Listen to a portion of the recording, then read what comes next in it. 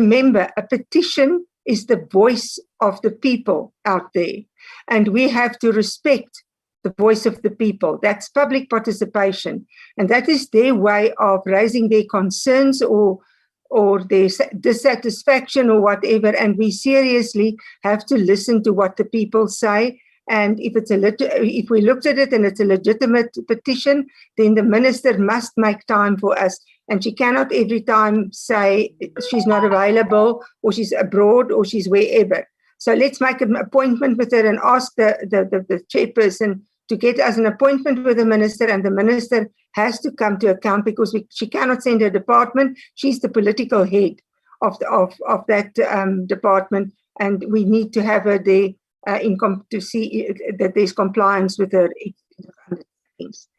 Thank you, Chairperson. Honorable Professor, Honorable Enoch Mteto. Thanks, Chair. I think you must let's allow you to engage with the minister first. If you really foresee any problem, let's also invite the minister. Invite the minister for the committee to explain himself direct to the committee. If he still doesn't take what you explained to her, because your explanation was correct, Chair, that we know what you are doing and we understand the processes. So there is no duplication of jobs here. So if he doesn't want to take that, she doesn't want to take that, I think, Chair, we propose that let's bring the minister to the committee. The committee can deal with it according to the relevant section of this act. Thank you, Chair. Thank you very much. Honorable Mtamai. Honorable Mtamai.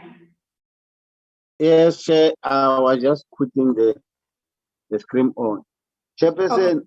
I once said, I remember one day I think we were in Mpumalanga. I said the minister is not going to see us because he doesn't recognizing us as the serious committee that can meet with him. Up until today, we are still digging to meet with the minister. Can't we take another action? Because minister is not recognizing us as people to meet with them. Maybe we are low class. Can't you do something so that the minister can recognize us? Because we are still going to come again, and the minister is not going to see us. I thank you, Chair. Thank you very much. Honorable Zanamela. No, thanks, Chair. Without repeating what the other members have said, I think we've been complaining about the minister. The minister cannot adhere to his constitutional obligations. Then there are processes in Parliament that needs to be followed. Thanks. Thanks. Honorable Bartlett. Thanks, Chair. No, Chair, I'll emphasize on what the other members have said. I agree with the members. They must give our Chair time to go back to the minister.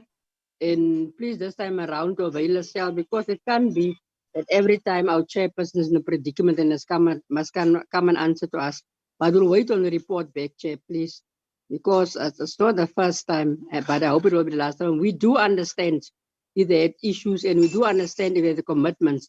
But I think this time around, this committee of us is very much important, and we are dealing with important stuff. So the Chair can just go back and then get back to us. Thank you, Chair. Thank you very much. I've heard you, Chair, honorable members, that you are saying let's do it for the last time and allow the minister to come to the committee and engage with the chair on this matter so that we lay it to rest and the minister come to the committee and account. We must emphasize that the minister doesn't have a petition. She has to respond to the undertakings of the 28th of July, 2020. So that's what we want from the minister. Thank you very much, honorable members. Can we then pass to the next undertaking? Our next undertaking is from the Department of Copter, and we were told that the minister will be present today and take us through the three undertakings that are with us. Can we then check first if the minister has already arrived? Because I don't see her yet. Can Mr. Mkhize guide us on that, please? Mr. Mkhize, are you in? I'm in. Afternoon, members. No, Chair, it will be the Deputy Minister who will be taking the committee through the presentation. No problem at all, as long as we have a person delegated by the minister. Yeah. Is he logged in already? Yes, he is logged in, Chair. Oh, thank you very much. Okay. And now I was saying, honorable members, it's only three undertakings that we have in front of us. If I can quickly take you through, the Department of Corporate Governance and Traditional Affairs and the National Treasurer are working on a strategy jointly to support the dysfunctional municipality in a coherent and coordinated way. So, undertaking was in relation with that. And the other one is on issue of back-to-basis program, which is supposed to be taken to all governance and service delivery matters. And the last one was on the issue of addressing the governance issues and the financial issues, which they deal with in terms of development process for many of these municipalities that are affected. So we are expecting the department to take us through to those. Can I then allow the Deputy Minister to please take us through? Before that, I must appreciate the fact that the department is forever responding to our communication. If it's not the minister will delegate the Deputy Minister. Thank you very much, Minister, for honoring our meeting, and over to you. Good afternoon to the Chair of the Select Committee on Petitions and Executive Undertakings, Honorable Nita, and to all other honorable members present in the meeting. My name is Deputy Minister Obed Babela. I have been assigned by the Minister to come and represent. And this area of focus has been also delegated to me since the departure of the then Deputy Minister Tau. So I will therefore be leading the delegation from the department. And from the side of the department, honorable members, the delegation is led by the DDG, Temba Fosi, who will then take us through our response to the three undertakings as already alluded to you, Chairperson, which were made by the President on the 27th of October 2020. And in dealing with these particular issues, Chair, in my opening remarks, the document will then focus on each of those issues, but also elaborate also on the lessons learned and then also models applied in different areas across the provinces. And they'll also give you a list of the municipalities that are facing these particular challenges. And but also in doing so, just to also bring to the attention to the honorable members that there are 4 triggers that continuously bedevils the local government space.